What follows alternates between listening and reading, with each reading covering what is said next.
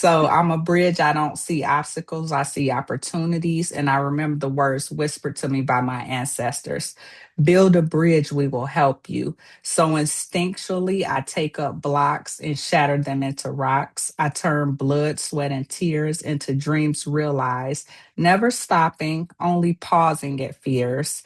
Speaking dreams into existence, then following without resistance. I build bridges.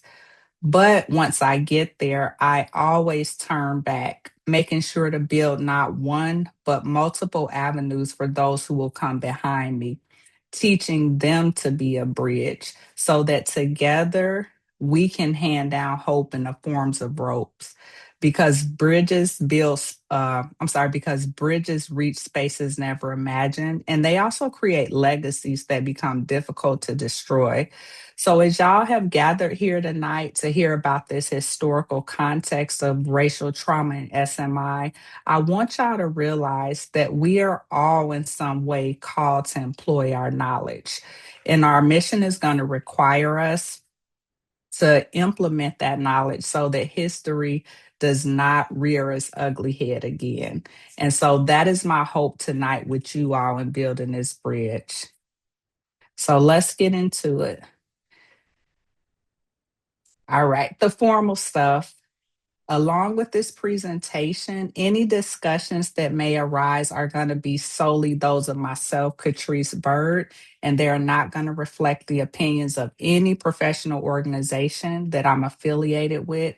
There are also no financial conflicts of interest otherwise. All right, so let's check in. Where's everybody joining from? I'm actually in Charlotte, North Carolina, and y'all can drop it in the chat.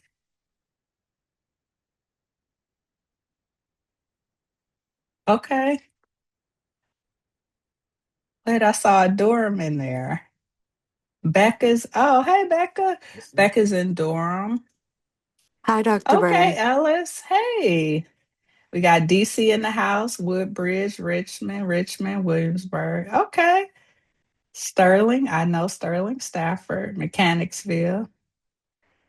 Who is from Mechanicsville, Virginia? What famous person? Roxborough, Charlottesville. Yep. Nobody knows. Okay. So VA, of course, is taking over this presentation, but we are all one, right? Literally, we are separated by a small little border between North Carolina and Virginia. Okay, you're from Philly. All right. All right. So when y'all think about Dr. King, I'm sure this quote is not the first quote you think of, right? You often think about what speech from Dr. King. Y'all can say it. The I Have a Anybody? Dream speech. Yes, I Mhm. have a dream, right? But what a lot of people don't know is that Dr. King was an avid activist against any injustice, right? So, in this particular quote, he was speaking to inequities in health, and he spoke.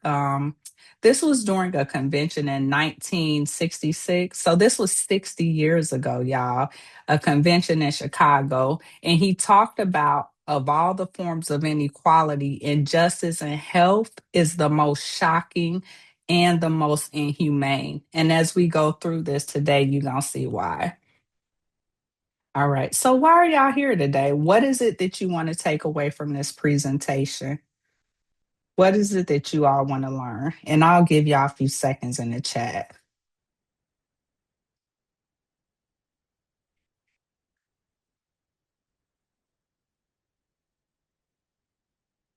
Why have you given up your spring break today for an hour and a half? Kelsey, just everything, huh? Okay, I love it. Okay. Oh, there we go. More about trauma informed care. Okay. How racism has permeated mental health. Awesome. Julie said free 99. I get you, Julia. Yeah, support clients to understand that resistance. Inspiration. Okay. So we are actually going to touch on most of that. Inform your practice as anti racist. Exactly. All right. So we're going to highlight the history of structural racism with serious mental illness populations. We're going to talk about some social determinants of psychosis within the US. We are going to talk about how do we take all this information and apply an anti-racist lens as well as practice when we're working with individuals experiencing serious mental illness. And as always, we are going to take that NASW code of ethics and particularly the principle of ethical challenging social injustice and working through that anti-racist lens and making sure that we weave it in our practice. Okay. And I'm reading y'all's chat. So when you see this, although it says poll, it may be a yes or no question, it may be interaction, but it's just to give you all a heads up that, hey, Dr. Byrd is going to try to get some input from us, okay? Because I don't know how many times we've been at trainings and you're listening, and then all of a sudden you're like, oh, are we supposed to answer? So this is just the indicator. So please, y'all, don't be afraid to engage. The more engaged you are in a presentation, the better it is for you. The more you'll remember as far as takeaways. But you also get to use it because maybe you do have some knowledge that you want to share as well. All right. So let's actually start off by testing our knowledge. In this slide, we talk about do you know the difference? So, do you know the difference between discrimination versus racism? And if so, what about the differences between, say, cultural racism versus institutional racism, or structural racism versus interpersonal racism versus internalized racism? Or are most of these terms new for you all? Where are you all standing right now?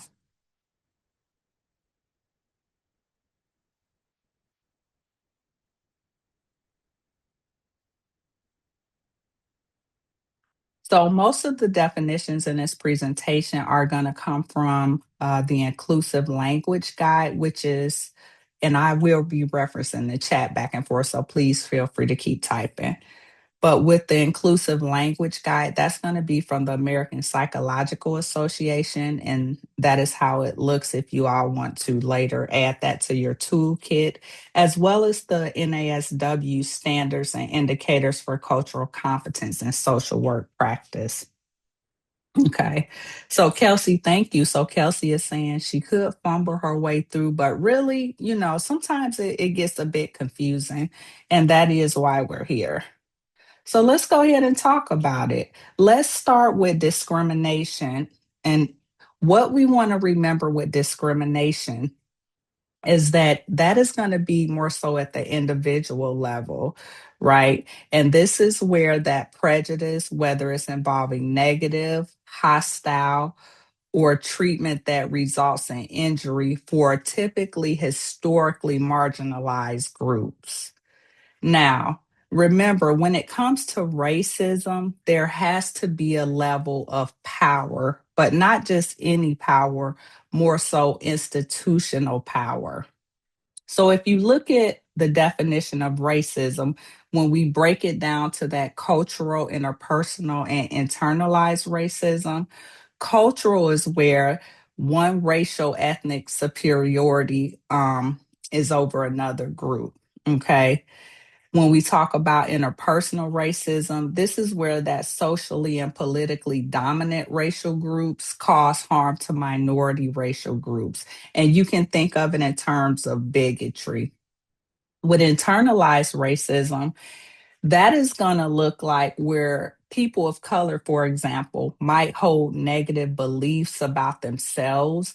And you may see, the colorism, the light skin versus the dark skin, or the good hair versus the bad hair. And this in turn reinforces that white supremacy. So, again, looking at discrimination versus these three types of racism. Now, when we come over to structural racism, right? We want to think in terms of structures or institutions. So think about policies, think about laws, practices, and even norms. And these can be historical and current context, but they're going to be policies or norms that continue to sustain that form of superiority or white supremacy. And again, thinking in terms of institutional power. Does anybody have any questions about the racism versus discrimination versus structural racism after seeing these definitions?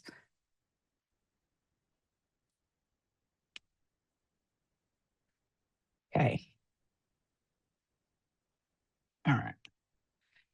So with reverse racism, we hear this term, right? What about reverse racism? What about reverse racism? So, in terms of myth versus fact, do you all think reverse racism is a myth or it's a fact? And go ahead and type it in the chat. In terms of reverse racism, myth or fact? Myth. Okay. And again, this is where you might hear folks say, well, that was reverse racism because they were either negatively stereotyped or discriminated against just because of their skin color or whiteness, or feeling like, you know what, I feel like Dr. Byrd treated me that way just because I'm a white woman. So you all are right. Reverse racism is actually a myth. Does anybody know why?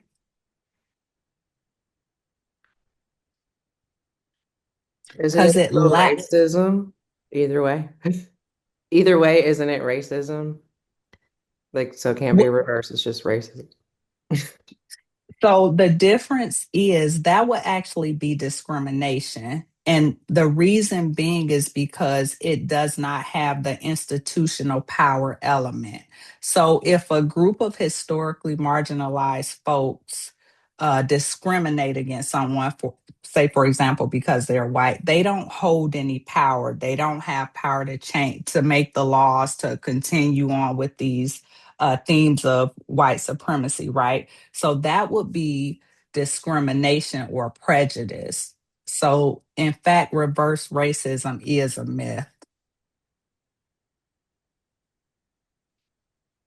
Right. And then, Holly, I do apologize. Do you mind coming off mute and sharing your comment? Because I may be reading it wrong.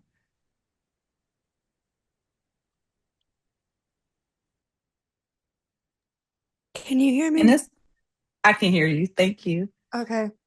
I said not one race is going to perpetually be the victim or the perpetrator. So when it comes to reverse racism, as I see it, um, I don't know. I guess that was the best way I could think of, but no one is automatically the victim. Like I would say, like don't assume um, that any like students of color are going to be the victim of racism, though likely it's common, but Okay. Thank you. Well, thank you for being brave and sharing that. So, and then to Brianna's point, and this is going to wrap back around to you, Holly. Brianna was saying she thought it was rooted in the fact that white people as a racial group have not experienced oppression. So that is the other side of that. But we are looking at it more so from the lens of institutional power. So when you think about racism, think about the institutional power part of it. Okay, so does this group have the institutional power to make laws for racism or change laws for racism? And that has typically been how reverse racism has been a myth because it lacks that element of institutional power. Yeah, exactly, Julie.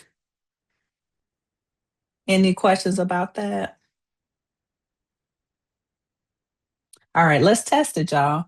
So I love case scenarios.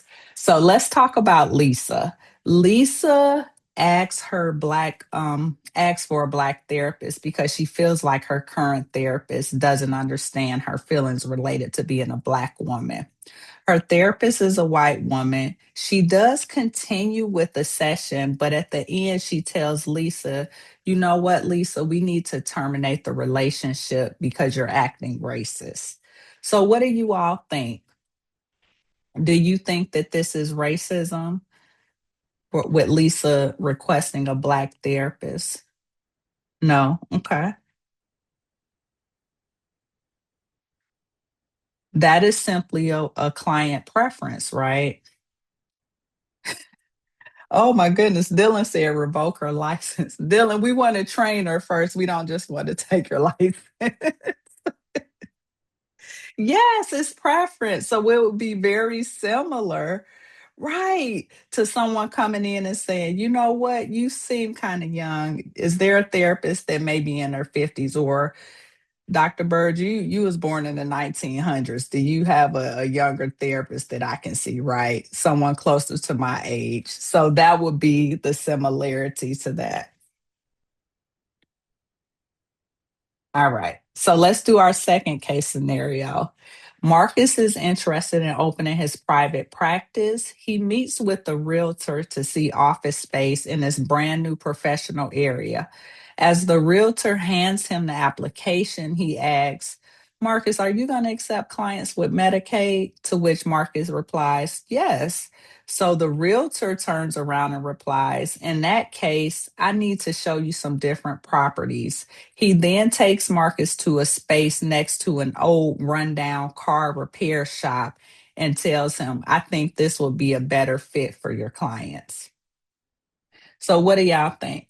Do y'all think that's racism? Discrimination? Racism? Okay. Yeah.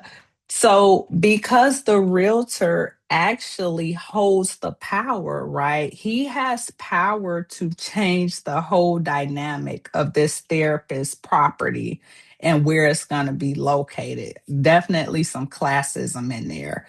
So we start to see how everything may not be so black and white, but there are very nuanced examples that we may be able to relate to.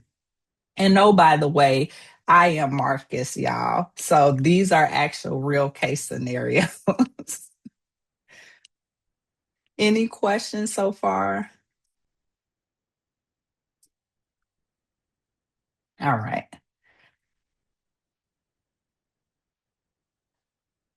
That's a presentation for another day, Dylan. But thank you for asking. All right, so now we've covered some differences between discrimination. We talked about different kinds of racism. Let's talk about trauma, right? Trauma informed is a key word, but trauma is real and trauma informed is real. So we know when we speak about trauma, we are talking about something that happened to an individual that's going to result in them having some form of physical harm, emotional, even life threatening harm. And also, the trauma does have the propensity to have long lasting adverse impacts on that individual's mental health, on their physical health, their emotional health, as well as their social well being and spiritual health. When we look at racial trauma, you may have known it to be referred to as race-based traumatic stress as well. We're talking about the emotional impact of stress related to racism, discrimination, and also race-related stressors. So somebody constantly being stereotyped, hurtful comments, or even having barriers to advancement placed in their lives. And also with racial trauma, that can refer to a specific incident of racial discrimination, but also it can be talking about that ongoing harmful emotional impact of racial discrimination that tends to build up over time. So people can experience racial trauma either from something that happens directly to them or as a result of seeing something from others. in which we know this is called vicarious trauma, right? So if we think about just seeing these news events over and over again, repeatedly making us feeling upset, conjuring up all types of feelings, that would be one form of vicarious trauma. Okay. So we want to understand the foundation of trauma and race-based stress trauma as we get through this presentation, so we are able to tie everything together. So, what are some impacts of racial trauma? We know impacts of trauma, right?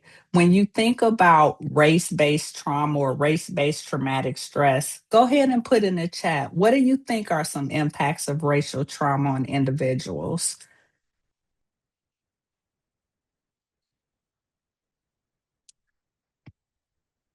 Hmm. Yes, yes. Physical health, low self esteem, fear of seeking help. Yes. Hyper independence, right? Somatic, yep. Impact on the central nervous system, hypervigilance, distorted view, not living up to one's potential, paranoia, isolation, mistrust. Hmm. Y'all sure y'all didn't take this presentation before? So there are a lot of different impacts when we talk about race-based trauma or racial trauma. Yes, Stephanie, anger, grief, chronic frustration, lived experience. Absolutely. Are we seeing some of this with our clients, even our students and our peers, right? So the bottom line is that all harm is that it all causes harm or trauma when we think in terms of race-based stress or race-based traumatic stress. So looking at anxiety, depression, hypervigilance, nobody said avoidance, right? Avoidance is also an impact of trauma, a race-based trauma. PTSD, right? Post-traumatic stress disorder, dissociation, and even psychosis. We know that these individuals experience these upsetting thoughts, recurring nightmares, and even wanting to avoid certain people and places because they don't want those feelings to be repeated. Okay. So having that fear that, you know what, this is out of my control, feeling like it's their fault it happened, feeling like you have to always be on alert or be on guard, and even self destructive behaviors. So when we think about substance use, we think about drugs, we think about alcohol, chronic pain. Now let's shift over to the physical side. As a result, we start to see what? High blood pressure, right? So when you see folks coming in and they're suffering from symptoms of race based trauma, the high blood pressure may not always be related to eating, right? We see heart disease. And then I can't remember who talked about the body, right? But stomach issues, digestive issues. Yes, Miranda, headaches. And also, when we talk about research, the CDC, which, you know, the part that's still here, they tell us that life expectancy is 4 years lower for those who experience racial trauma or race-based traumatic stress. So, yes, it is absolutely taking years off of their life. And yes, this list is not exhaustive. Yes, racial battle fatigue as well, Stephanie. Yeah,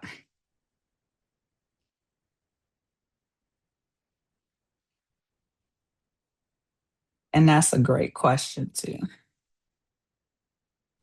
So what does prevalence look like?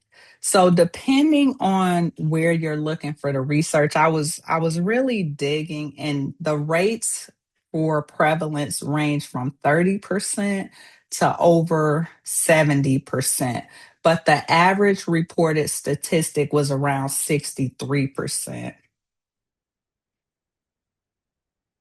So when you think about that, it may look like at the low end, 3 out of 10 folks experience this, all the way up to almost 7 out of 10, right?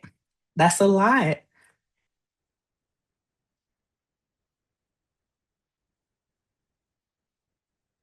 All right. Any questions about race-based traumatic stress, racial battle fatigue, and then trauma? And again, I'm going to be monitoring the chat, so I'll come back to questions if y'all have them. All right. So, shifting to serious mental illness, we know that any mental illness is the behavioral, emotional disorders, and those vary in impact. So they can range from mild impairment to moderate to severe. But the difference in serious mental illness is that these are illnesses for folks who are 18 years or older. They have some sort of mental, behavioral, emotional disorder that results in them having a serious functional impairment, which substantially interferes or limits one or more of their major life activities. Okay.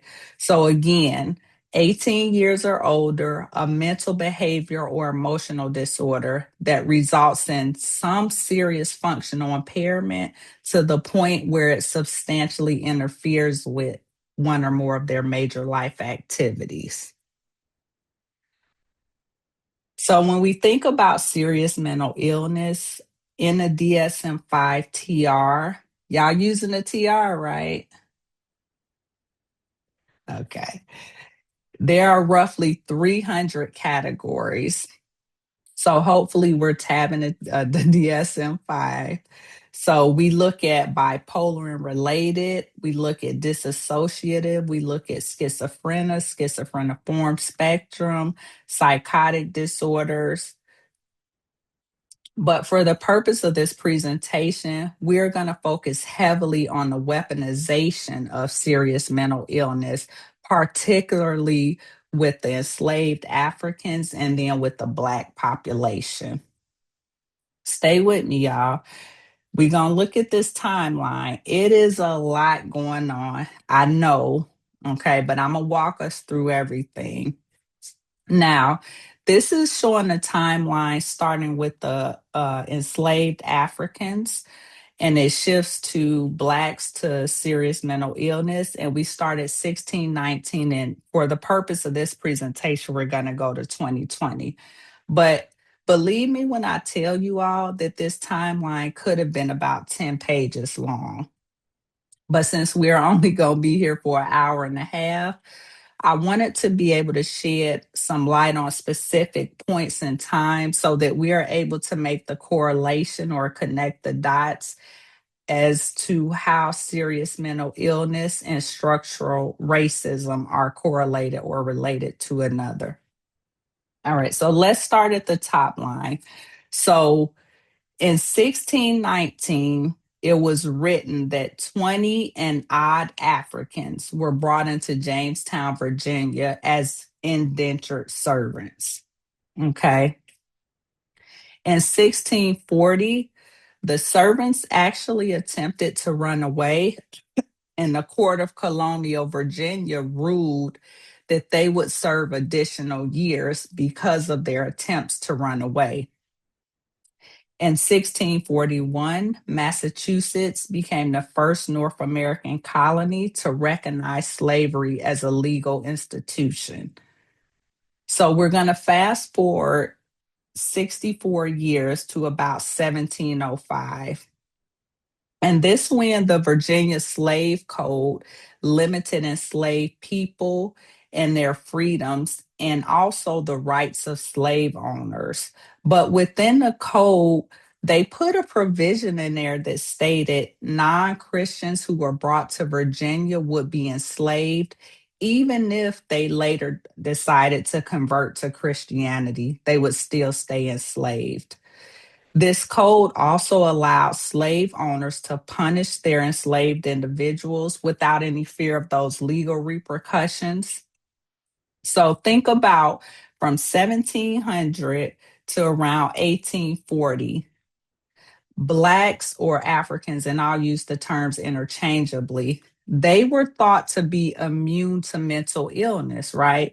Because how could these folks have a mental illness? They didn't own property, they didn't engage in commerce, they didn't participate in civic affairs, they couldn't hold public office. So, of course, they're immune to mental illness, right? And again, this is in, let me find it again, from 1700 to 1840. Now, in 1839, there was a little slave revolt on this little ship known as the Amistad. Have y'all heard of the Amistad? It was actually a huge ship, y'all, and it's a movie about it. So if y'all want to catch up on it, please do. But on the Amistad, the enslaved individuals attempted to have a revolt. And as the enslaved folks were going through the legal process, what happened in 1840? They started to be labeled as insane and as idiots, right? Now, I want y'all to put this in perspective. They were just seen as immune to mental illness. But once they tried to have the slave revolt and they went to court, they ruled that, hey, you know what? These individuals are insane now. Okay. Because who would try to escape this, right? So again, we start to connect the dots. So in 1841, what happened was the Supreme Court affirmed that African captives were free individuals and they had the right to resist what was known as unlawful slavery. Okay. So we're going to look back at this part of the timeline. So again, we shifted from being immune to mental illness to once they tried to have a revolt, now they're insane. Okay. And then in 1863, slavery was actually outlawed by the Emancipation Proclamation. So let's again start to shift. In 1869, the Negro race was actually deemed as being 2 grades below the white race. And this was from an early leader in psychology, and his name was Francis Galton. So 1869, right? We have the white race and then we have the Negro race 2 layers below. So we want to look at the corresponding timeline. In 1870, in Petersburg, Virginia, that's when we start to see the Central Lunatic Asylum for the Colored Insane, which it was later renamed Central State Hospital, which was the only mental institution for Blacks in Virginia until 1970. Now, in 1883, Francis Dalton introduced eugenics to the field. Is anybody familiar with eugenics?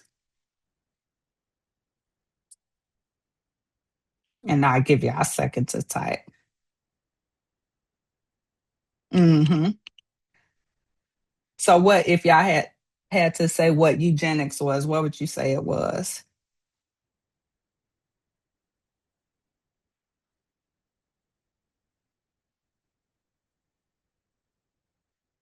Selective breeding? That sound about right? Yep. So it was, yeah, exactly.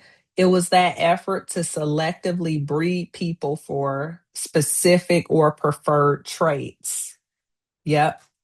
So we see that in 1883, they wanted to start to improve racial stock. And that was their words, improving racial stock. What you will notice is that every time there's a shift in policy, right, science kind of follows after. So we are 2 grades below. So now let's focus on improving racial stock or eugenics. So in 1892, the APA is founded, which is the American Psychological Association. In 1895, Blacks were shown to have faster reflexes than whites. So, what did the authors or the scientists do? They ended up publishing articles that defined these reflexes as primitive, right? And they said, oh, the reason that their reflexes are faster is because we need longer times to think, and they don't need as long to think. And that is why they're able to react faster. Okay. And so from the years of 1860 to the 20th century, free blacks or free blacks were seen as the greatest risk of mental illness. And so we start to see poverty, we start to see the urban living, adverse family structures, and also migration. And this was also known as the exaggerated risk hypothesis. And this hypothesis actually increased hospitalization of Blacks as a way to control and as a method of perceived safety. Okay. So again, you start to see how all this ties in together. Thank you for that, Becca. And then in 2020, you see the Commonwealth of Virginia actually acknowledged the 150th anniversary of that first mental institution for Blacks in America. And they also acknowledged the negative impacts that it had brought along with it. So I'll share this presentation later, but if you all want to learn more, you can actually do a deeper dive. But again, at a high level overview, you start to see the impact of policy on formerly enslaved people, and then how those theories and attitudes shifted over time. Yes, Jessica. Primitive reflex equals generational trauma response, hypervigilance. Exactly. Exactly. So when we talk about clients who have a mistrust of the system, right? Most folks go to Alabama to the Tuskegee experiment. That's a common response, y'all hear. But as we can see from our timeline, it started way before that. So that is the background for that intersection of racial trauma and serious mental illness. Yeah, Stephanie, VA was one of the worst. Yep. At least documented, right, Dr. Desina Jacobs? At least documented. All right. Are you all familiar with Dr. Sean? Is it Utsi?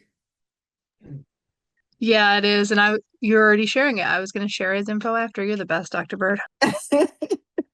Yes, yes. So Dr. Utsi is in VCU's Department of Psychology, and he actually wrote an article in 2022. Actually, he had a film entitled "The Central Lunatic Asylum for the Colored Insane," a Burn Baby Burn production, and he premiered it at the Africana Film Festival back in 2022 in Richmond. So he had a lot of photos. And the crazy thing is that there weren't a lot of pictures of the Central Lunatic Asylum for the Colored Insane. But here you can start to see how it actually looks, right?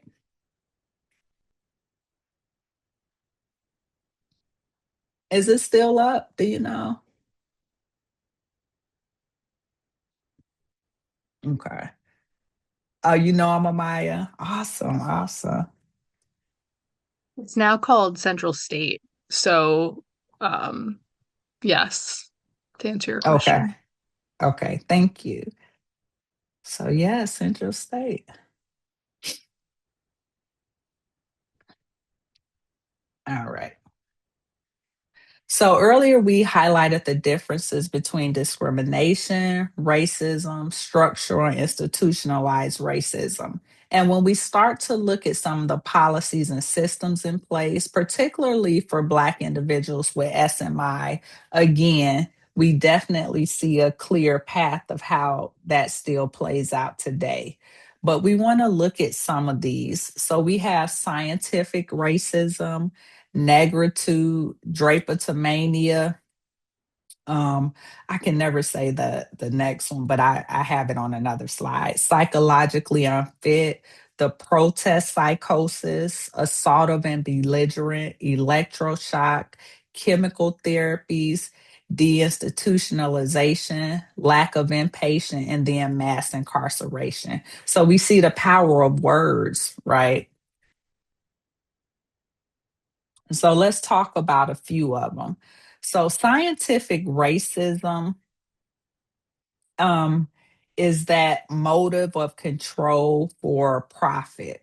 So when you look at leading health professionals, they kind of had this idea they were pushing that Blacks were less than so that they would be able to justify the exploitation as well as some of the experimentation that was going on.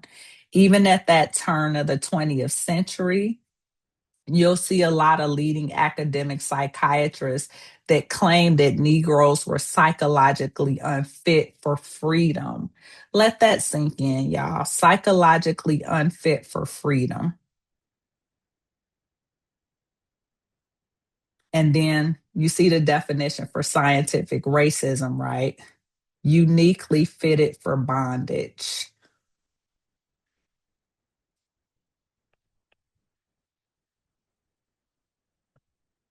In 1851, prominent American physician Samuel Cartwright talked about drapetomania, and he defined that as a treatable mental illness that caused Black slaves to want to flee captivity.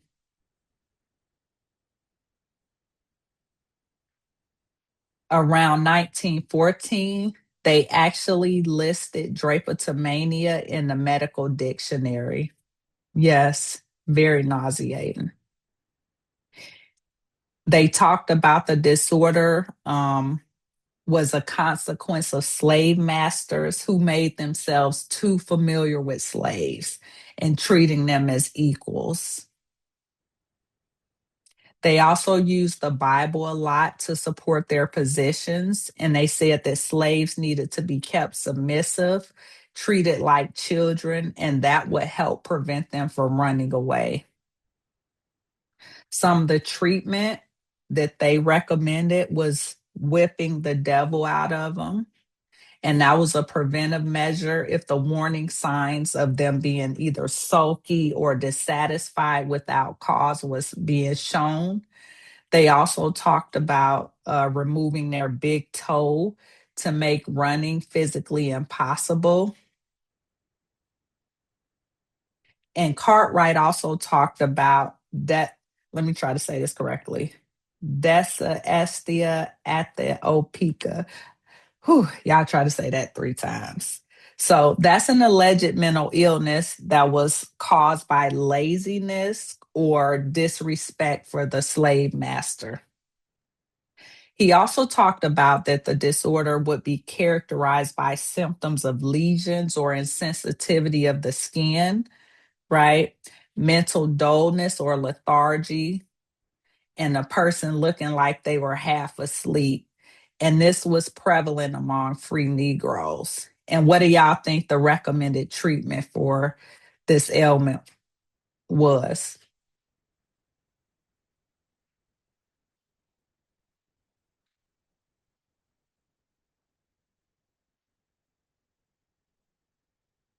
Any guesses? Mm-hmm. Yep, whippings. Exactly, Dylan. And I'm reading Brianna's comment as if they didn't experience horrific trauma inflicted by the same people saying they're psychologically unfit. Yeah, yeah. So again, whipping was the treatment for most of these ailments or disorders.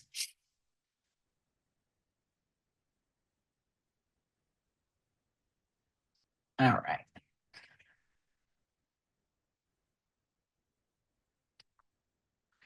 So when we talk about mainstream white media, they were describing schizophrenia as a condition for angry Black masculinity.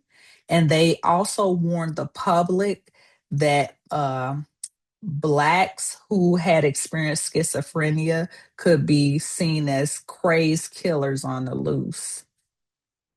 So we know that a category of paranoid schizophrenia for Black males was created, right? So it also casted women, neurotics, and other non threatening individuals into some of these mood category disorders. There was an article in 1968 where they talked about the protest psychosis. And the protest psychosis is where Black men developed hostile and aggressive feelings.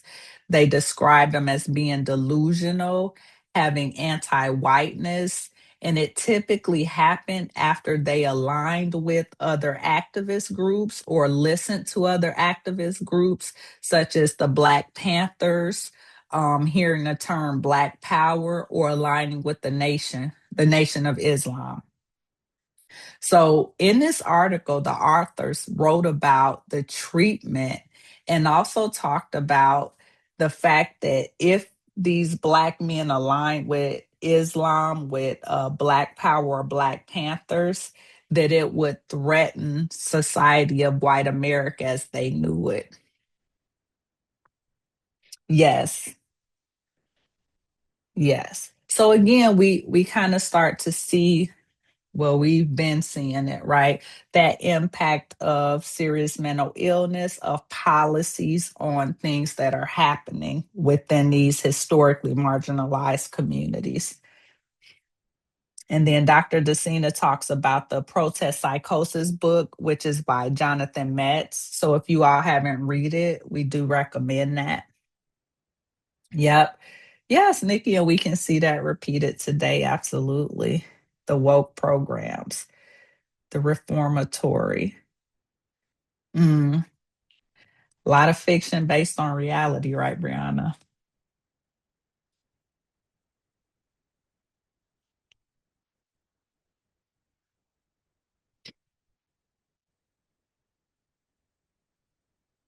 All right. So Benjamin Rush is often referred to as the father of American psychology, and he's also a signer of the Declaration of Independence. However, he described Negroes as suffering from this affliction, which he referred to as negritude. And that negritude disorder was thought to be a mild form of leprosy, in which the only cure was for the person to become white. Okay. Rush was also a leading mental health reformer, and he was also co founder of the first anti slavery society in America. He did talk about Africans as they became older, they were more insane. In some instances, when they entered the toils of perpetual slavery in the West Indies. I'm sorry, let me re-say that. He observed that the Africans become insane in some instances after they go back to slavery where they came from in the West Indies. And on the second picture is Hiram Steele, and he was actually a patient at Central State Hospital, and he was hospitalized several times throughout his life. He was convicted of a crime early on. They found him insane, sent him to the asylum, and he would spend most of his life there, either in the asylum or in the prison.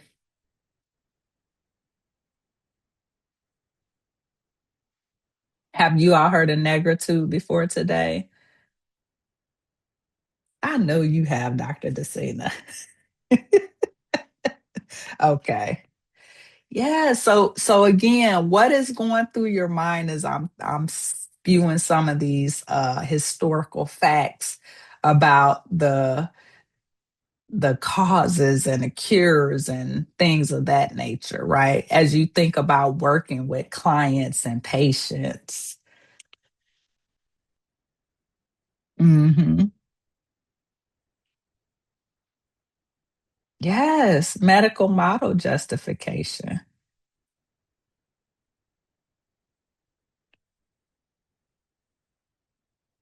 Putrid. Yeah. There is a reason to distrust the system, right?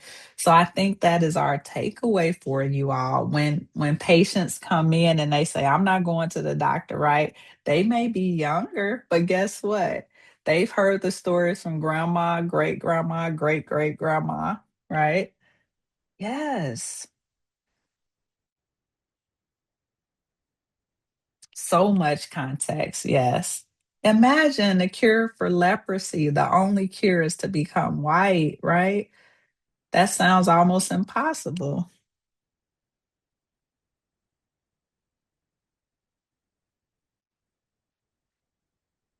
Yep. We absolutely need to take care of ourselves. I'm sorry, I'm skipping too far ahead. Yeah, afraid of psych meds. Yep. So you get to see the picture of Samuel Cartwright and Benjamin Rush. So again, on the right is Benjamin. He's known as the father of American psychiatry, signer of the Declaration of Independence, and the owner of Negritude, right? Yep.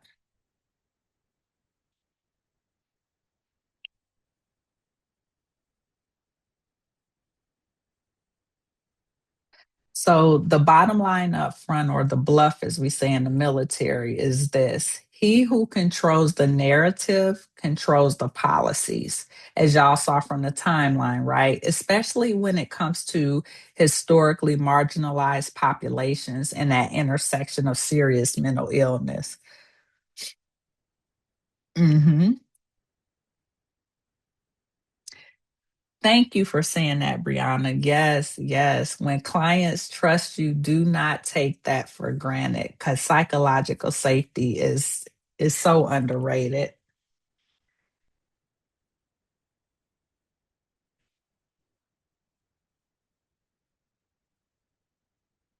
So again, here we have an actual infographic where I just highlight the disparities that we already talked about. So if you look at this, when we talk about serious mental illness, Black and African Americans who have reported as being diagnosed with a serious mental illness is about 22.4% of the population. However, when you look below that, you'll see that Black men are 4 times more likely to be overdiagnosed with schizophrenia.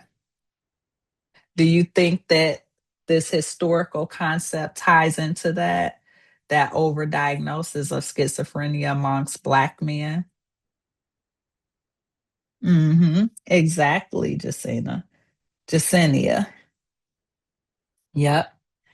So if you look at the next line, we see that between 50 to 75% of BIPOC incarcerated youth actually have some sort of mental illness according to the criteria, right? They might have a past trauma heavy experience, or they might have some serious indicators of SMI.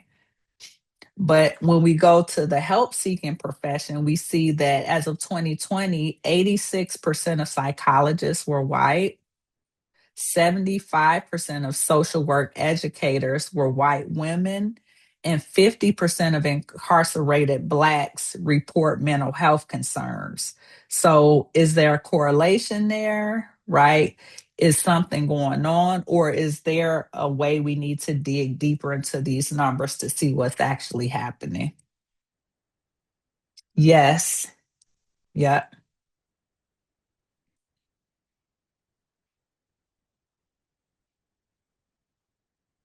All right. Systematic oppression. Mm, yeah. If we know our history, hopefully we are not bound to repeat it, right, Jessica? So, is this your first time seeing social determinants, or are you familiar with social determinants?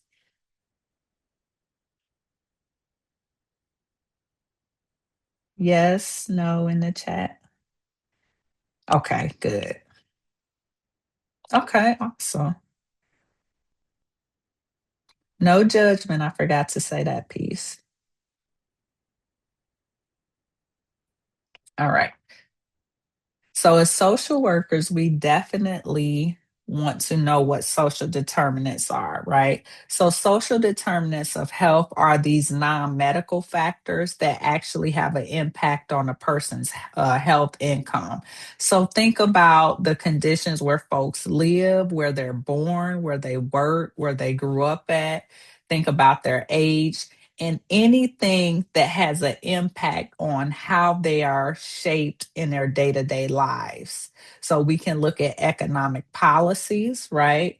We can look at systems. We can look at agendas as it relates to development, societal norms, political systems, and they have an important influence on health equities as well, or health inequities as well. So, thinking about unfair differences, avoidable differences in health status between countries, within countries. And typically, if a country has a lower socioeconomic status, typically they have more health problems, right? Worse health conditions. So, this is what we are talking about when we are referring to social determinants of health. So think about income and social protection, think about education, unemployment, job insecurity, working conditions, living conditions. Do these individuals have access to food, housing, basic needs? How did they grow up? Were they able to get those early childhood development tools? Right? Were they socially included in these policies? And the research tells us that social determinants can be more important actually than the individual's healthcare or lifestyle choices on the influence on their health. Can we see how this might be a true statement?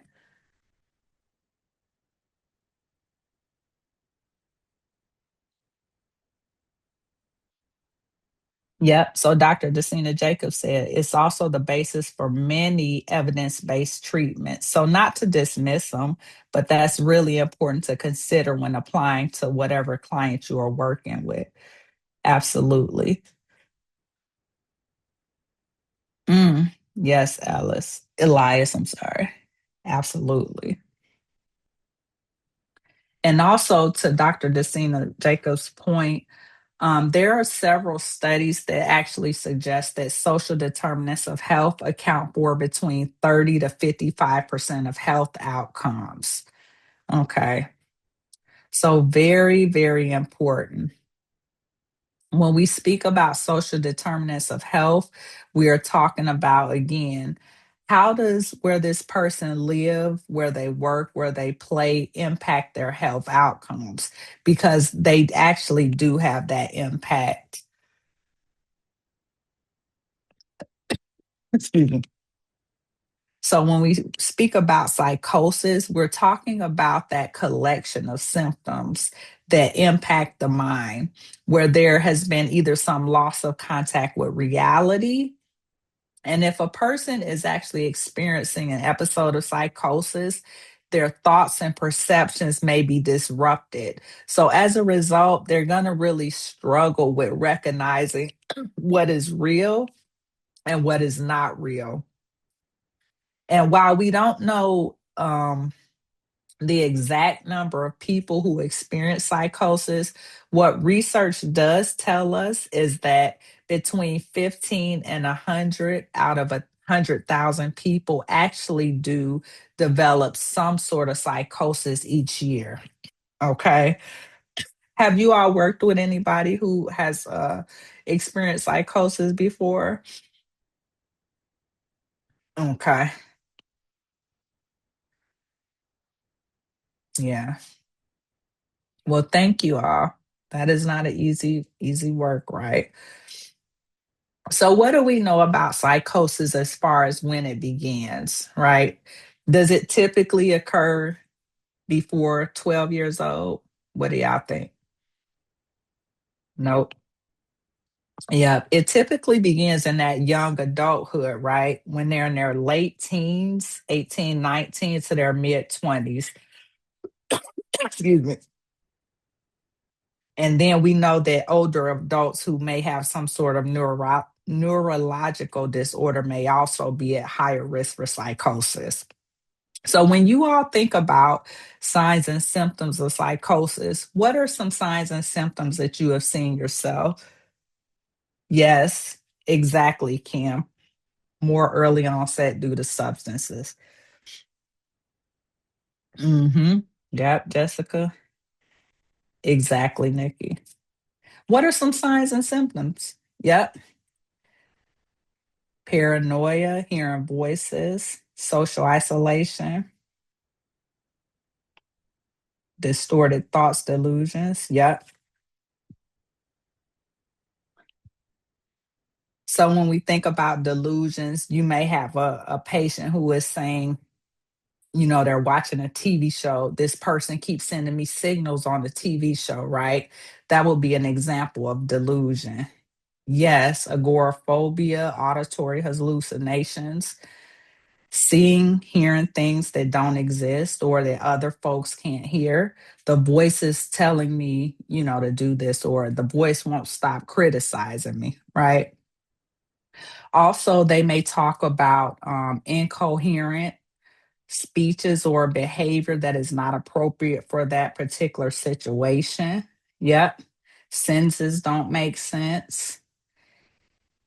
Thinking there's somebody else, absolutely. Grandiose behavior, disorganization. But did y'all know that they will show changes in their behavior before the psychosis actually develops? Yeah. So they may start to be a little bit more suspicious, right?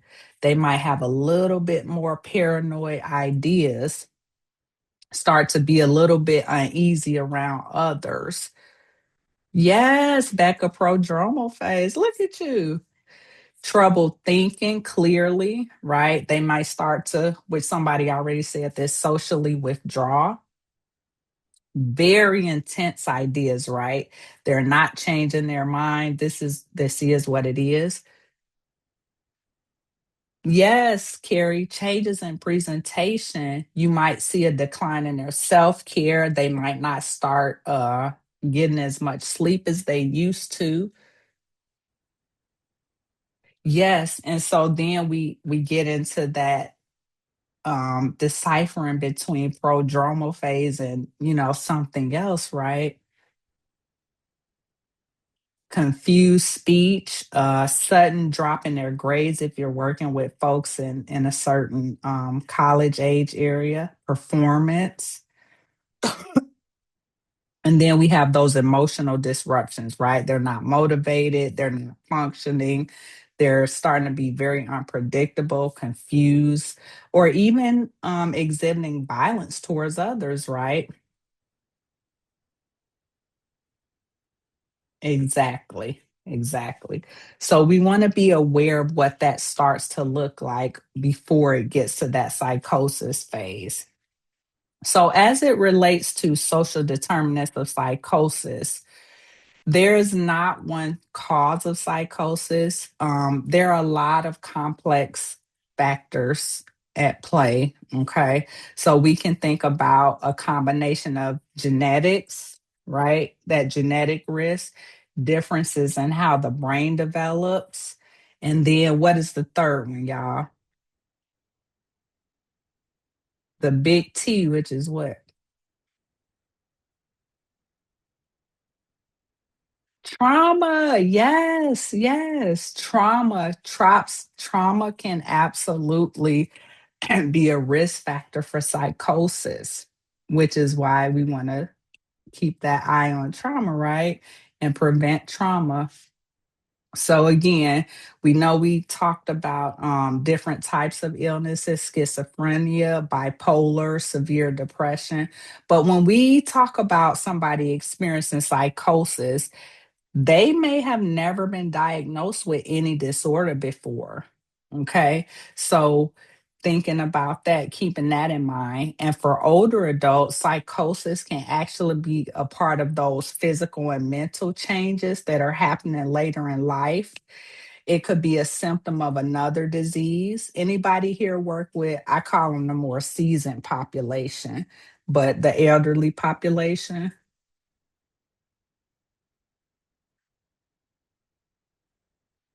Okay. Okay. So, it could be a symptom of Parkinson's, Alzheimer's, right? And different types of dementia. But also, psychosis can be brought on by sleep deprivation, by certain medication, and you all already talked about alcohol and substance use. All right. Yes, absolutely. UTIs in older adults. So, what does the prevalence look like? What we do know is that as a result of racism, Black folks are actually at an increased risk for developing psychosis. And in part is due to that chronic stress and chronic trauma. So, here you'll see this is from 2013, but you'll see the lifetime prevalence, right? You'll see Asian Americans at 9.6, white Americans 9.7, Latinx at 13.6, and then Blacks or African Americans having that lifetime prevalence of over 15%.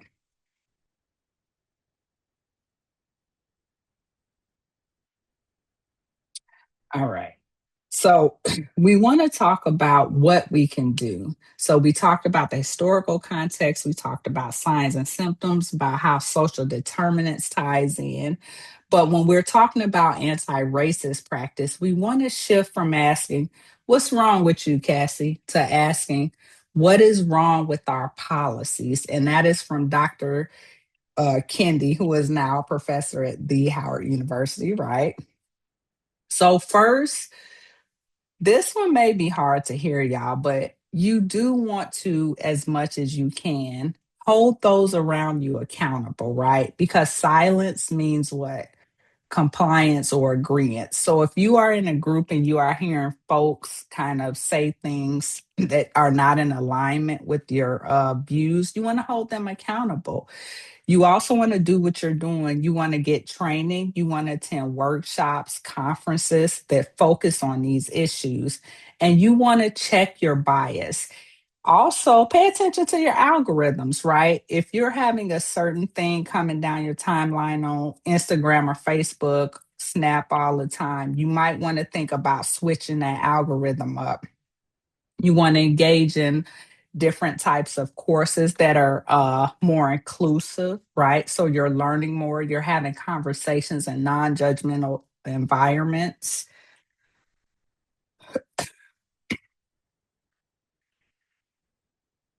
And I just talked about this. So, was it anything I didn't cover that y'all feel like would be helpful on how you can employ anti racist practices for yourself?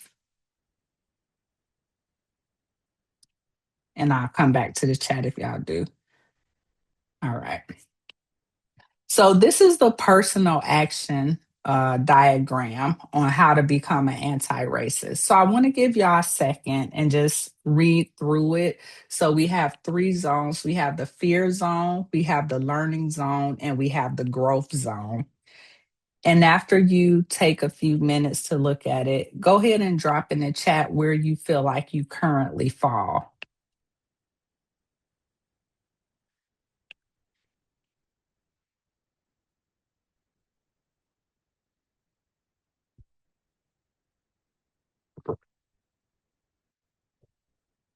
Okay.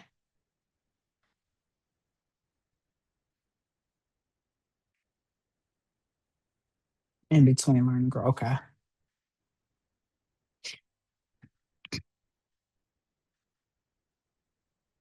Okay.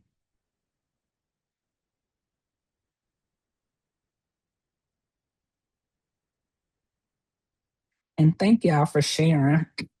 So as I'm looking at this, actually, I fall in the fear zone. Y'all believe that?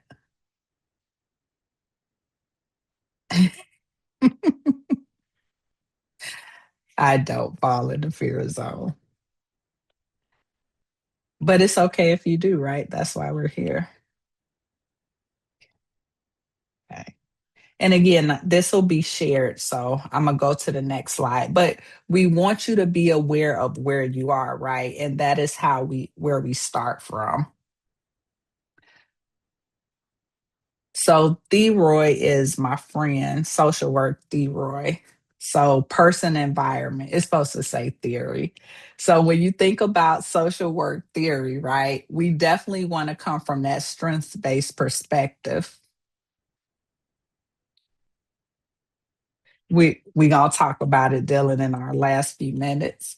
So we want to come from that strength-based perspective, right? So this is actually Bronifer's ecological model, but it's been adapted to focus on Black youth and development. Are you all familiar with Bronifer's ecological model? Okay, good. So we have the microsystems, the mesosystems, the exo, the macro, and the chronosystems. Okay. And so we start to see at the center is the racial and ethnic ID. The microsystem are those that directly impact that person in the center, their peers, parents, teachers, mentors, the meso system, which is a combination of the micro, and then it kind of goes back and forth with the exosystem, right? Exosystem. So those mental health systems, those school systems, the juvenile justice systems, and then the macro obviously is the larger policies and the systemic systems. And then when we talk about the chrono system, we're referring to all that stuff we just learned about historical trauma and then intergenerational trauma. Okay. So this would actually be one theory that you can use that is a strength based theory, the person and environment. And again, this is an adapted model. All right. So for you as the student or the person who is attending this presentation today, when you walk away, right, at the micro level, you can do this by first and foremost, just listening and practicing empathy, right? Everything is not going to require action, right? And I know we're social workers, so we want to dive in and save somebody, but sometimes that person may just need a listening ear or empathy. You want to continue to educate yourself. You want to be aware of your current level of emotional intelligence and you want to build on that. Okay. And by emotional intelligence, we mean what are your biases, right? What are things you need to work on? When you wake up in the mirror every day, what is something you could do better today than you did yesterday? And that is what we mean partly with emotional intelligence. Cultural humility is knowing that you never will know all about all cultures, but you want to maintain that hunger for knowledge, right? And treating a person as the expert in their life. You want to normalize information. I don't know how many times I've worked with folks and they may be scared to say, a Black woman is my client or a white woman. That's normal, right? It's just like gender, demographics, race, sexual orientation. Okay. And you always want to do your ego check. Who are you showing up as? Just because you have all these letters behind your name, we still want you to show up as this person who is there for others. Yep.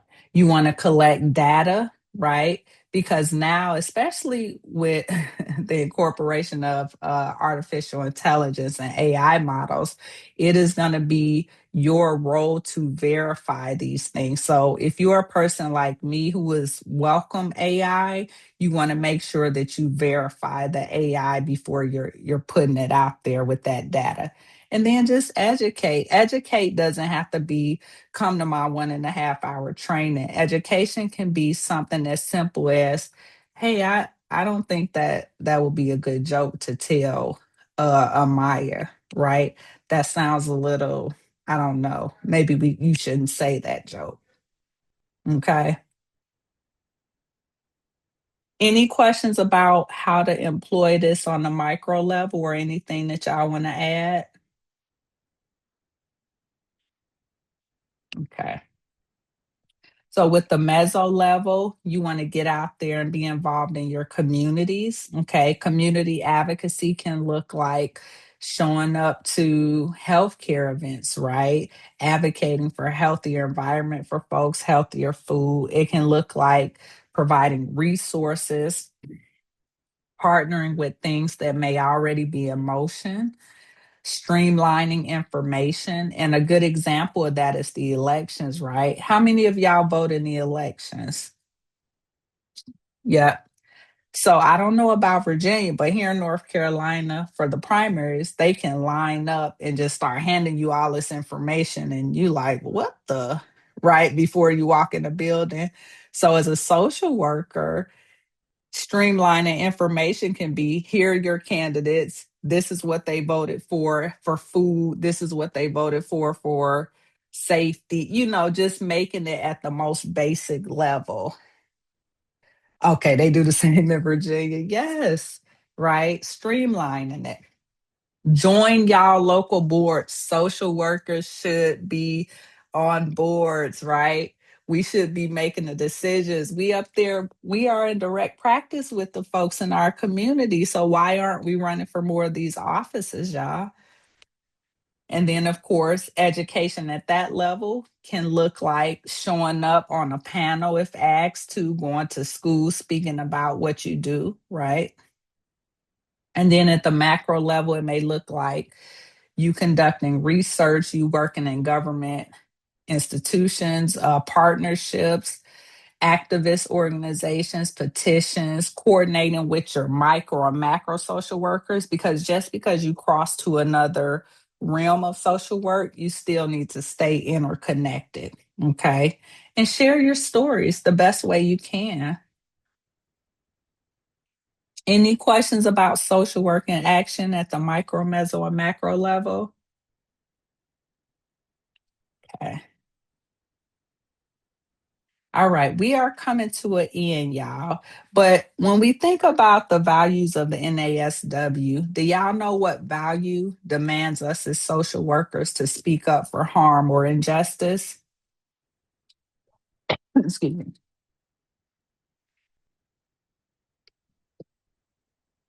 Anybody? Yes, thank you, Elias. Social justice. Yes. So even if you are a clinical social worker, even if you are in private practice therapy, guess what? The code of ethics is still applicable to you. All right. And so is social justice. Always challenge social injustice. Now, how you challenge it is going to look different, obviously, depending on where you are, right? Where you're working at. But it is your ethical obligation to challenge social injustice. And social work is definitely a political profession. So no matter where you are, again, you are obligated by the code of ethics to engage in some form of social advocacy. Does anybody have questions about that?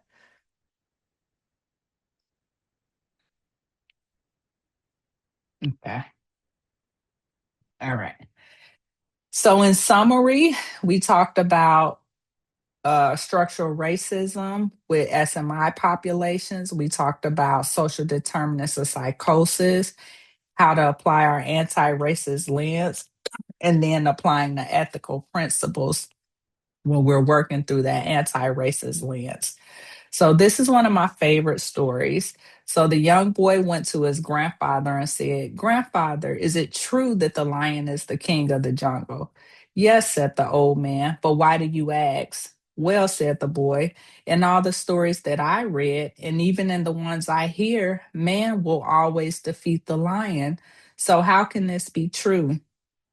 The old man looked at his grandson in the eyes and said, "It will always be that way, my son, until the lion tells the story." So you all be the lions and y'all making sure y'all tell the stories, okay? Any questions, concerns, comments, complaints?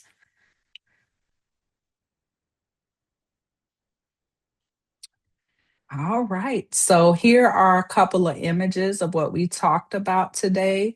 case y'all want to dive in more.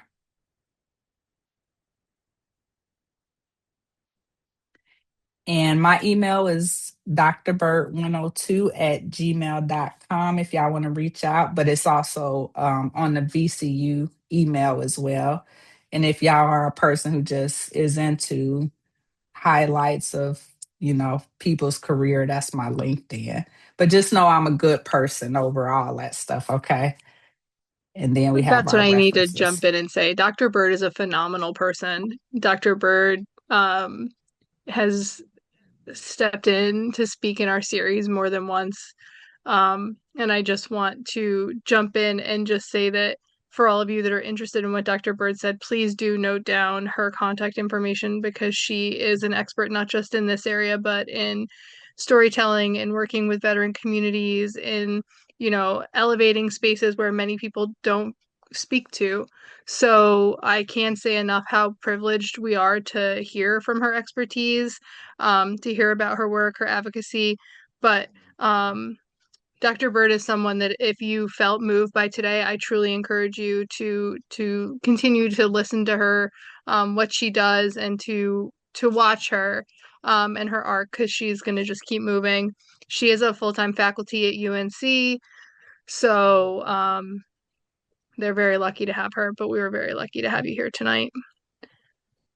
Thank you so much. And it was a pleasure being here, y'all. I really appreciate it.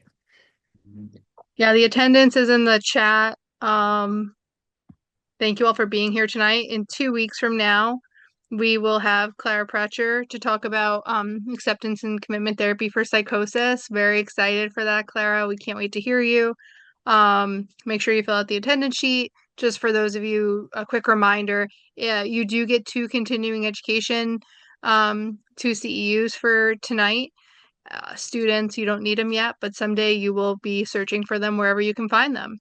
So you get 2 of them for tonight, you get 2 of them next week if you come listen to Clara's, and so on and so forth. So thank you all for coming. Fill out your attendance sheet or else we don't know that you were here, and have a good night. Thank you. Bye, y'all. Thank you.